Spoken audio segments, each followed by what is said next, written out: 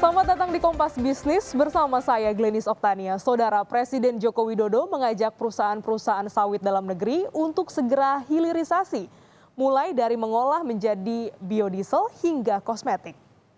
Presiden menyampaikan hal tersebut dalam peresmian pabrik biodiesel John Lynn Argo Raya di Kabupaten Tanah Bumbu, Provinsi Kalimantan Selatan.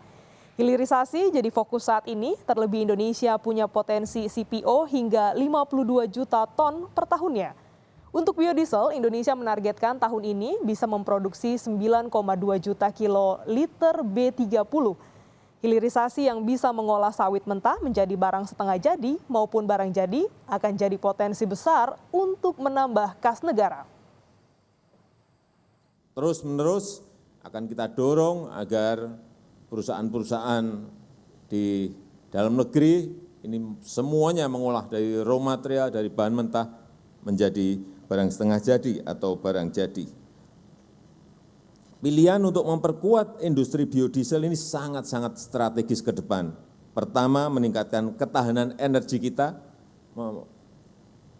meningkatkan ketahanan energi nasional kita, kemudian juga menekan besarnya defisit neraca perdagangan akibat impor solar.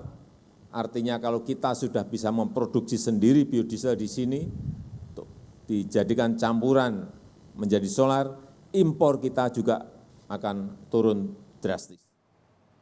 Transisi energi lambat laun harus dilakukan. Energi fosil pada waktunya akan habis. Bagaimana upaya industri melakukan transisi? Kompas Bisnis sudah bersama Danif Danusaputro, CEO Pertamina NRE. Selamat pagi, Pak Danif. Selamat pagi. Selamat pagi, Ya, Pak. Pak, kita ketahui Indonesia memiliki banyak energi alternatif. Apa nih Pak yang paling dekat dengan kondisi alam dan juga sosial Indonesia?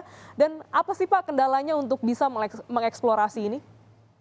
Ya, Indonesia sangat banyak resource dari energi renewable ya, energi baru terbarukan, seperti geothermal, kita nomor 2 di dunia, juga kita punya banyak sekali sumber daya air, dan juga jangan lupa kita negara tropis yang cukup banyak untuk tenaga surya.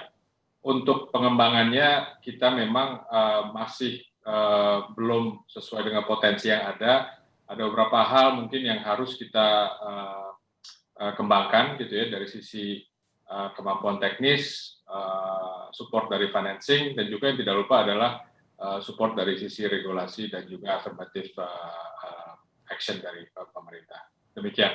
Ya, ada 3 ya Pak, geothermal, matahari dan juga air. Lantas bagaimana peran industri dalam proses transisi ini? Apa yang sudah dilakukan Pertamina? Berapa banyak portofolio yang dimiliki dan bagaimana rencana jangka panjangnya Pak?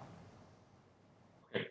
Ya, Pertamina untuk melakukan transisi energi ini memiliki 8 fokus ya, untuk mentransisikan Pertamina dari perusahaan minyak bumi menjadi perusahaan energi dengan transmisi karbon yang rendah. Yang pertama adalah kita untuk di geothermal, fokus geothermal kita sekarang sudah cukup besar, 672 megawatt kapasitas yang terpasang, tapi kita terus akan meningkatkan kapasitas tersebut. Terus juga kita akan mengembangkan bisnis hidrogen, hidrogen hijau dan juga biru, green dan blue hydrogen. Kita juga sangat aktif untuk bersama-sama dengan beberapa BUMN lainnya sebagai pemegang saham di Indonesia Battery Corporation ini untuk menciptakan EV ekosistem, electric vehicle ecosystem. Terus kedua kita juga membangun pabrik metanol. Pabrik metanol ini untuk gasifikasi dengan kapasitas lebih dari 1.000 ton per tahun. Yang kelima adalah kita akan mengembangkan bisnis green refinery. Green refinery ini bagian untuk melakukan hilirisasi dari sisi oil and gas, tapi dengan green process. Yang keenam adalah meningkatkan bioenergi seperti biomass, bioblending, gas oil, gasoline, dan biogrid. Terus kita juga akan mengimplementasi circular carbon economy. Dan terakhir adalah pengembangan EBT-EBT lainnya seperti yang tadi disebutkan untuk PLTS, PLTA, air, dan juga PLTB, Bayu. Ini resource-nya besar sekali. Untuk jangka panjangnya apakah itu semua akan dilakukan secara bersama-sama atau ada yang jadi prioritas dari Pertamina, Pak? Ya, jadi pertama-tama Pertamina menganggarkan jumlah capex yang untuk EBT ini cukup besar. Untuk prioritisasinya kita akan mengembangkan, memang ada short term, medium term, dan long term. Yang long term itu dapat saya katakan seperti hidrogen, kita sedang melakukan pilot, tapi yang mid term yang sedang kita lakukan adalah untuk yang aneka EBT seperti PLTS dan juga PLTA itu sudah masuk dalam RUPTL. Terus kemudian juga yang short term adalah kita akan mengembangkan IBC gitu ya, untuk EV ecosystem. Mid-term wise itu ada green refinery, biomass, dan juga biogas.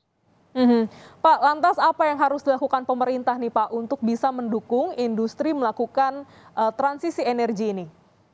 Ya, jadi memang sudah banyak sekali program atau aktivitas pemerintah melalui SDM, gitu ya. Kita sangat mengapresiasi sejumlah insentif untuk mendorong investasi IBT di Indonesia, termasuk yang terbaru dari pemerintah adalah mengeluarkan revisi Permen untuk mendorong percepatan pembangunan PLTS atap ya, atau rooftop. Juga kita menyadari pemerintah sedang menyusun RUU IBT. Ini akan sangat mendorong kebijakan-kebijakan kemudahan perizinan dan juga tarif yang menarik untuk mendorong investasi di percepatan energi transisi. Dari sisi regulasi ini diharapkan bisa segera disahkan begitu ya Pak. Tapi kan kita ketahui juga saat ini industri masih mempunyai kesulitan kendala diantaranya pembebasan lahan atau arus logistik EBT seperti panas bumi. Bagaimana cara Pertamina mensiasati hal ini Pak? Ya memang ini kita perlu ada terobosan-terobosan ya, pengambilan keputusan yang cukup kreatif untuk bisa mengatasi kendala-kendala tersebut, termasuk salah satunya adalah keterbatasan untuk tarif yang ada di PPP di Jawa, Bali, dan Sumatera. Oke, Pak Danif mungkin boleh suaranya diperbesar sedikit karena suara di studio, suara Bapak terdengar cukup lemah. Pak, kita tanya lagi bagaimana dengan durasi, waktunya berapa lama untuk bisa melakukan transisi ini? Bagaimana caranya agar transisi yang dilakukan ini berjalan smooth dan tidak menimbulkan gejolak, Pak?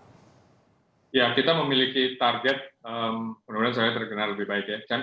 Pertamina memiliki target untuk meningkatkan bauran energi yang lebih besar.